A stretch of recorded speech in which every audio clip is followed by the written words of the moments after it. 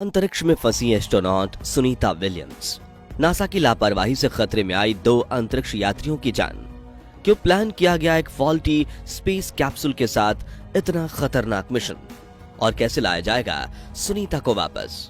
दोस्तों, 1 फरवरी 2003 को space exploration इतिहास का सबसे काला दिन माना जाता है, क्योंकि उस दिन पृथ्वी पर वापसी करते वक्त नासा के स्पेस शटल कोलंबिया एक दुर्घटना का शिकार हो जाता है, जिसमें भारत की बेटी कल्पना चावला समेत 7 क्रू मेंबर्स की मौत हो जाती है।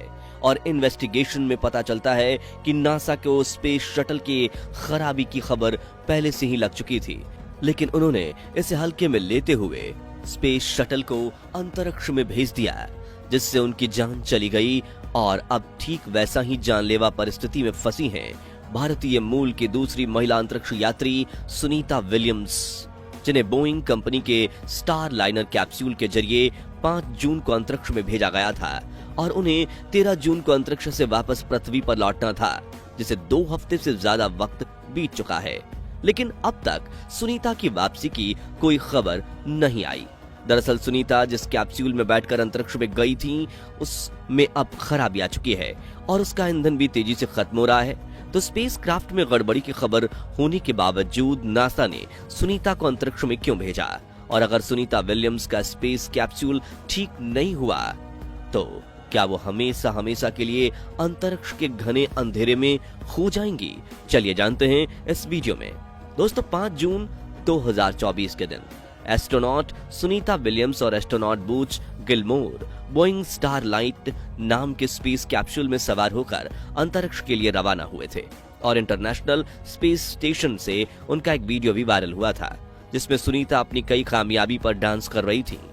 उनके लिए स्पेस में घंटी भी बजाई गई।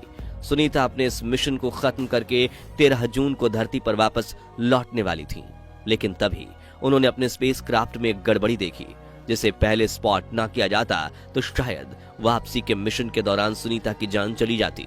इसलिए उस वक्त वापसी मिशन को रद्द कर दिया गया। मगर आज उस घटना को 2 हफ्ते से ज्यादा समय बीत चुका है, लेकिन सुनीता की वापसी की कोई खबर नहीं है। दरअसल उनकी वापसी में देरी होने की वजह माना जा रहा है स्टार लाइनर कैप्सूल में हीलियम गैस की लीकेज।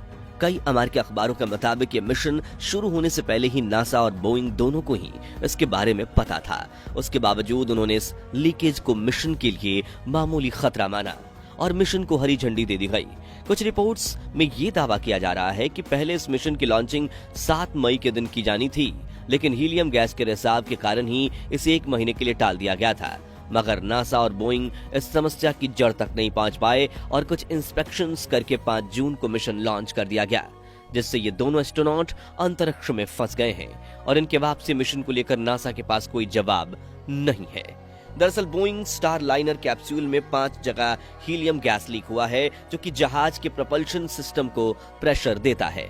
इसके अलावा कैप्सूल में 5 बार थ्रस्टर फेलियर हुआ है, जिस वजह से कैप्सूल का रिएक्शन कंट्रोल सिस्टम खराब हो गया है, जिससे धरती पर वापस आते समय सुनीता और गिलमोर कैप्सूल का नियंत्रण नहीं कर पाएंगे और उनका कैप्सूल अपनी राह से भटककर अंतरिक्ष के अंधकार में खो जाएगा।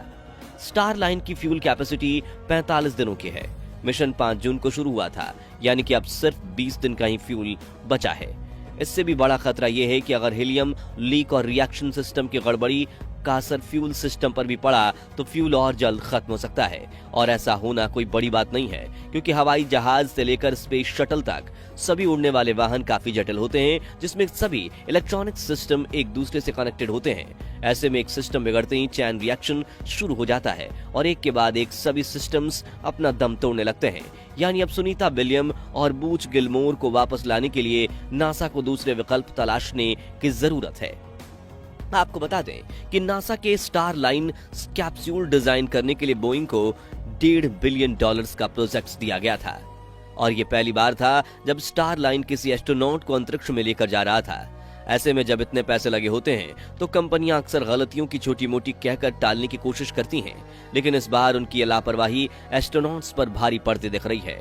हालांकि सुनीता और बूज गिलमोर को वापस लाने के लिए नासा को बोइंग के इंजीनियर्स लगातार काम कर रहे हैं। बोइंग के कंट्रोल रूम में कई सिमुलेशन चलाकर समस्या की जड़ तक जाने की कोशिश की जा रही है। हालांकि प्रॉब्लम पता चलने के बाद भी उसे ठीक तो सुनीता, बूच या ISS पर मौजूद दूसरे एस्ट्रोनॉट्स को ही करना पड़ेगा। और यहाँ एक और दिक्कत यह है कि सॉफ्टवेयर अपडेट हो जाएगा, लेकिन उससे भी काम नहीं बना तो फिर हार्डवेयर पार्ट्स को एक और रॉकेट के जरिए ISS पर भेजना पड़ेगा, जिसमें काफी ज्यादा समय लगेगा। लेकिन यहाँ तो ईंधन खत्म होने पर टाइमर टिक टिक कर रहा है। तो अब सवाल आता है कि क्या नासा के पास और कोई विकल्प है या नहीं? तो इसका जवाब है हाँ। इस वक्त अमेरिकी स्पेस एजेंसी नासा के पास रेस्क्यू ऑप्शंस हैं। पहला विकल्प यह है कि नासा अमेरिकी स्पेस एजेंसी स्पेस एक्स से मदद मांगे और उनके ड्रैगन 2 कैप्सूल को नए रॉकेट के साथ स्पेस में भेजे, जिसमें सवार होकर सुनीता और बूच गिलमोर वापस धरती पर आ सके।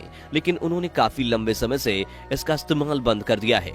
दूसरा विकल्प है चीन से मदद मांगना। हालांकि दुनिया का कोई भी देश चीन का एहसान नहीं लेना चाहता और खासकर अमेरिका को चीन के तानाशाह शी जिनपिंग बिल्कुल पसंद नहीं है। लेकिन चीन अपने शेउज स्पेस शटल को ISS भेजकर इन दोनों अमेरिकन एस्ट्रोनॉट्स को रेस्क्यू कर सकता है। और तीसरा विकल्प है अपने सभी गिले शिकवे दूर करके रूस से हेल्प लेना। जी हाँ, इस वक्त रूस के पास फुली एडवांस सोयूज स्पेसक्राफ्ट है, जिससे इंटरनेशनल स्पेस स्टेशन से डॉक किया जा सकता है, जिसके बाद सुनीता और बूच गिलमोर उसमें सवार होकर पृथ्वी पर लौट सकते हैं। लेकिन अमेरिका भी काफी जिद्दी है और ऐसे में दूसरे देश से मदद मांगने से पहले वो अपनी पूरी कोशिश करेगा। हालांकि हर समस्या ठीक हो जाने के बाद भी स्टार लाइनर में एस्ट्रोनॉट का वापसी मिशन चुनौती से भरा होगा। भारत की बेटी सुनीता विलियम्स की कुछ उपलब्धियों की बात करें तो 58 वर्षीय सुनीता पहले भी 2 बार अंतरिक्ष में जा चुकी हैं। इससे पहले वो वर्ष 2006 और 2012 में अंतरिक्ष में जा चुकी हैं, जिसमें 2006 में उन्होंने अंतरिक्ष में 195 दिन और 2016 में 127 दिन बिताए थे। और सबसे दिलचस्प बात यह है कि सुनीता 7 बार स्पेस वॉक भी कर चुकी हैं, जिसमें एस्ट्रोनॉट अपना स्पेस सूट पहनकर स्पेस स्टेशन से बाहर आते हैं, जो कि काफी खतरनाक होता है। साल 1987 में यूनाइटेड स्टेट्स नोबेल अकेडमी से ग्रेजुएशन करने वाली, जिसके बाद उन्होंने अमेरिकी मिलिट्री ज्वाइन कर ली और अगले 10 साल में सुनीता ने 30 से ज्यादा लड़ाकू विमानों के साथ कुल 3000 घंटे का फ्लाइंग एक्सपीरियंस लिया। जिसके बाद अगस्त 1998 में अमेरिकन स्पेस एजेंसी नासा ने उन्हें एस्ट्रोनॉट्स के तौर पर चुना। हालांकि पहली बार अंतरिक्ष में जाने से पहले सुनीता को 8 सालों का लंबा इंतजार करना पड़ा। लेकिन दिसंबर 2006 में इंटरनेशनल स्पेस स्टेशन पहुंचकर सुनीता ने अमेरिका के साथ भारत का भी सर गर्व से ऊंचा कर दिया, क्योंकि कल्पना चावला के बाद सुनीता भारतीय मूल की वो दूसरी फीमेल एस्ट्रोनॉट बनी जो अंतरिक्ष में गई। फिलहाल उनके इस तीसरे स्पेस मिशन की बात करें तो इस वक्त तो सुनीता इंटरनेशनल स्पेस स्टेशन पर सुरक्षित हैं, लेकिन स्पेस कैप्सूल में खराबी होने की वजह से उनकी वापसी की तारीख 3 बार बदल चुकी है, जिससे कहीं ना कहीं उन्हें भी डर का अनुभव हो रहा है, क्योंकि इस वक्त वो पृथ्वी से 4000 किलोमीटर ऊंचाई पर अंतरिक्ष में अपने घर वापसी का इंतजार कर रही हैं। जबकि उनकी वापसी की तारीख को 3 बार बदल दिया गया है, जिसमें पहले 13 जून, फिर 22 जून और अब 26 जून को उनकी वापसी मिशन को कैंसिल किया गया। और अब तक भी नासा और बोइंग इस स्पेस कैप्सूल में हीलियम के रिसाव को रोक नहीं पाए हैं, लेकिन हम उम्मीद करते हैं कि जल्द से जल्द इस समस्या का समाधान मिले। खैर दोस्तों, अगर आप ये वीडियो अभी तक देख रहे हैं तो कमेंट बॉक्स में सुनीता विलियम्स की सही सलामत वापसी के लिए दुआएं कीजिए, क्योंकि हम कल्पना चावला के बाद भारत की एक और बेटी को अंतरिक्ष में खोना नहीं चाहते। इस वीडियो को अपनी फेसबुक और व्हाट्सएप ग्रुप्स में शेयर कीजिए, ताकि नासा को भी पता चले कि हर भारतीय की नजर सुनीता पर है। और ऐसी ही खबरों के लिए चैनल को सब्सक्राइब करके पास वाली घंटी जरूर बजा दीजिए। जय हिंद, जय भारत।